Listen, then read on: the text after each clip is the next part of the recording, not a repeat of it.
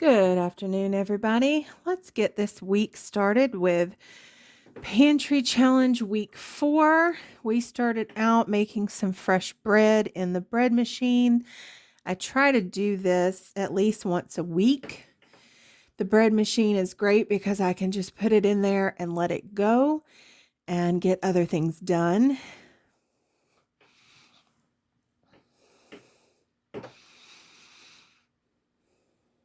And this one I had started earlier in the day because I was getting the bread done and the crock pot and some other things done. This was probably my most intricate meal of the week.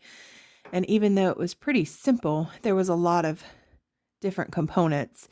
So once I got the bread going, I put a roast from that old freezer downstairs that we've been trying to clean out this whole pantry challenge with a packet of French onion soup mix I found in my pantry and got that started with some water. Pulled a cabbage out from the refrigerator downstairs. These are some of the last cabbages from the garden. This one's a little bit freezer burnt, but it's from the snow and ice before I was able to harvest everything. So it's a little pale in color, but it's fine to eat. And I just threw it in a pot with some onion, salt, pepper,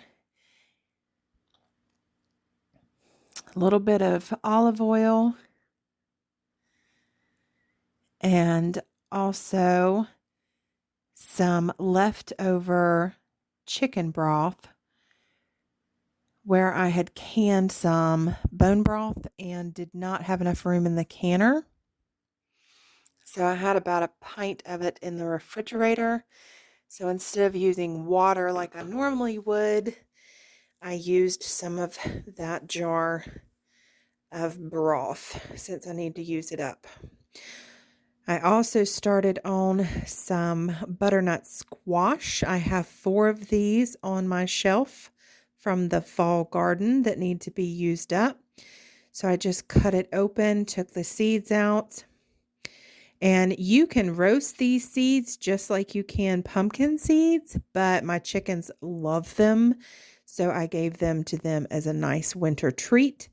I just coated the inside with oil and a little bit of salt. And I'm going to put them on a pan and put them in the oven to roast.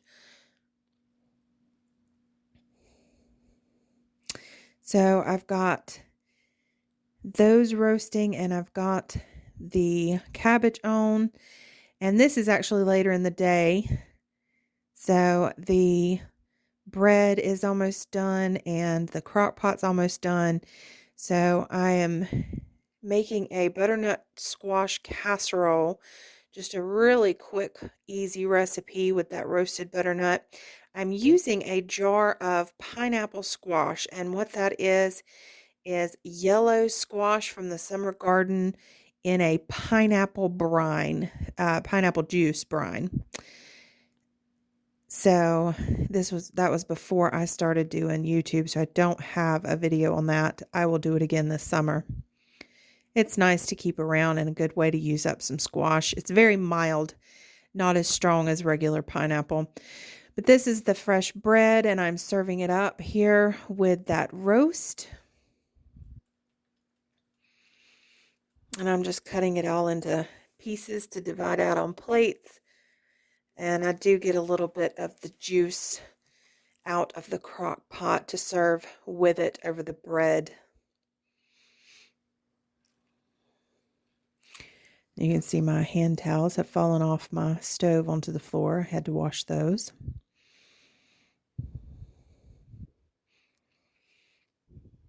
I also added some homemade applesauce that I had in the refrigerator. I didn't have very much in the jar left, so I just finished it out on the kids' plates. All right, and then another night we did the potato and corn chowder, which I will link here because I already did a video on that. So I will post that. And then this night is chicken and dumplings. And I think this is the last one I show because the rest of the week we did potato stroganoff, which is like a box from Hamburger Helper, but it's called potato stroganoff. And I made it with some of my homemade turkey sausage. I will link that recipe here. And I think I sided it with some leftover fried cabbage. And then we ate out on Thursday night from our favorite restaurant. We did leftovers one night. So this is pretty much, I think, the last one I'm going to show. And this is just a quick, easy dumpling made from the Bisquick, I can't speak, Bisquick box. And it just says Bisquick and milk, basically, until you get your consistency right. Chicken broth, the chicken, leftover chicken from where I made the chicken stew, which I will link here as well. And add the dumplings and cook until they're done. Top with some salt, pepper, and parsley. And that's pretty much it to that. So that was it for this week. We did pretty good. So next week we'll kind of go over some more details because, oh yes, I forgot about this. I used some leftover dressings and made some chicken breasts to do the bento boxes for the kids for the Lunchables. But we're going to keep going with February because I think January was a success. Thanks for watching, and we'll see you in the next video. Bye, guys.